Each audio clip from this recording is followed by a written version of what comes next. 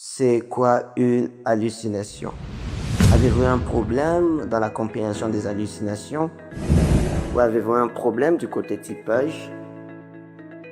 N'arrivez-vous pas à différencier les hallucinations neurologiques ou en neurologie des hallucinations en psychiatrie?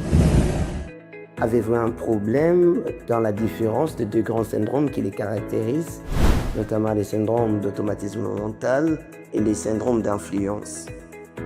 Alors bienvenue dans notre page YouTube The Urban Sense avec Rafi et Bingo.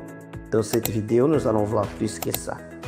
Et donc, aujourd'hui nous abordons un sujet qui fait écho dans le monde neuropsychiatrique. Hallucination. L'hallucination est une sensation pathologique que présente une personne en l'absence de tout stimulus. Il s'agit donc d'une perception sans objet. C'est-à-dire les patients se mettra à percevoir des histoires qui en vrai n'existaient pas. En neurologie, les malades qui présentent des hallucinations sensorielles et perceptives ont une personnalité et une structure mentale normale. Il a une attitude critique, il s'étonne ou se plaint spontanément de ses hallucinations. Alors qu'en psychiatrie, au contraire, l'hallucination appartient au domaine de la conviction délirante inébranlable, qui échappe à toute logique et à toute attitude critique. Elle s'impose à la conscience du sujet. Mais on ne doit quand même pas oublier que, du début de la maladie ou en cas de stabilisation après traitement, les patients peuvent développer une certaine attitude critique qu'on appelle insight partiel. À quoi sont dues ces hallucinations? Parlant de causes, retenons les troubles et maladies psychiatriques, notamment les psychoses hallucinatoires comme la schizophrénie des délirantes ou les troubles délirantes, ainsi de suite. Retenons la prise excessive d'alcool qui nous donne des hallucinoses alcooliques la plupart du temps visuelles, mais pas toujours.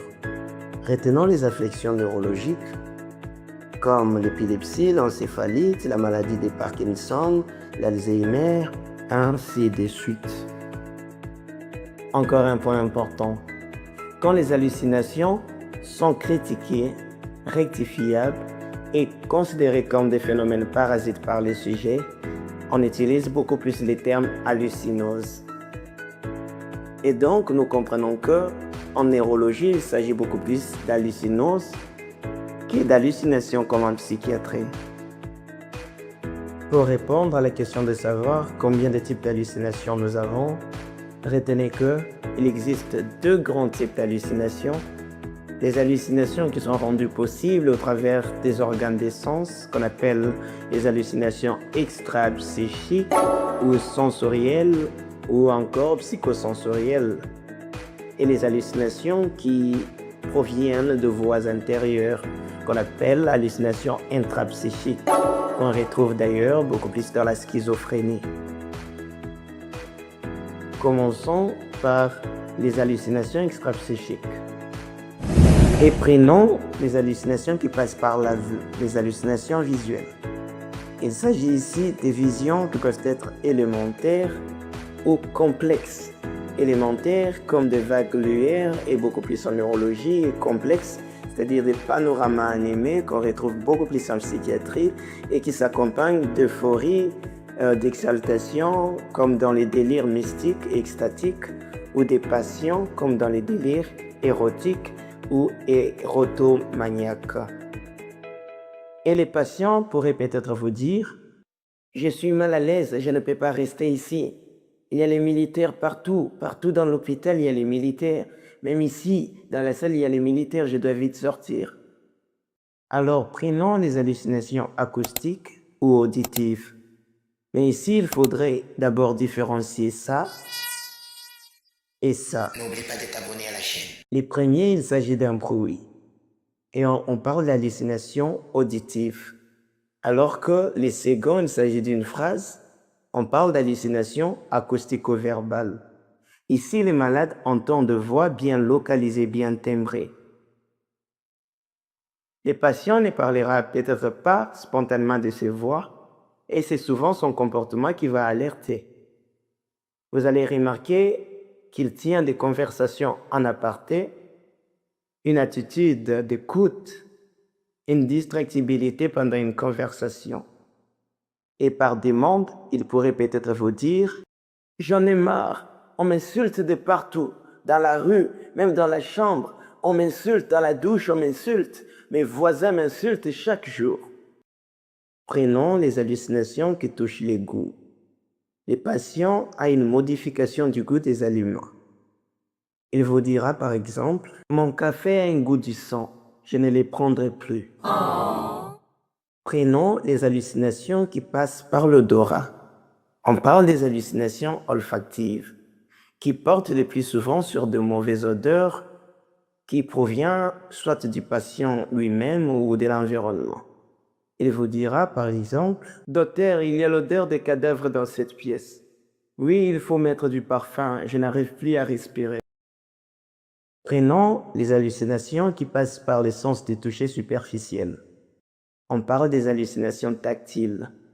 Donc, vous comprenez que ici, les patients vont sentir comme si il y a quelqu'un ou quelque chose qui lui touchait. Il peut sentir, par exemple, les coups de vent sur les visages, des sensations de brûlures, des piqûres, les corps d'un individu à côté de lui, en fait, les modifications du tact. Les hallucinations synesthésiques intéressent la sensibilité interne. Il peut s'agir d'impressions de transformation du corps dans son ensemble, une possession démoniaque ou une transformation en animal, et ainsi de suite.